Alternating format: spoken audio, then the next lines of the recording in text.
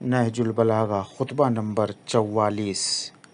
جب مسقلہ ابن حبیرہ امیر شام کے پاس بھاگ گیا، چونکہ اس نے حضرت کے ایک عامل سے بنی ناجیہ کے کچھ اسیر خریدے تھے، جب امیر المؤمنین نے اس سے قیمت کا مطالبہ کیا تو وہ بددیانتی کرتے ہوئے شام چلا گیا، جس پر حضرت علی نے فرمایا کہ خدا مسقلہ کا برا کرے، کام تو اس نے شریفوں کا سا کیا لیکن غلاموں کی طرح بھاگ نکلا۔ اس نے مدح کرنے والے کا منہ بولنے سے پہلے ہی بند کر دیا اور توصیف کرنے والے کے قول کے مطابق اپنا عمل پیش کرنے سے پہلے اسے خاموش کر دیا۔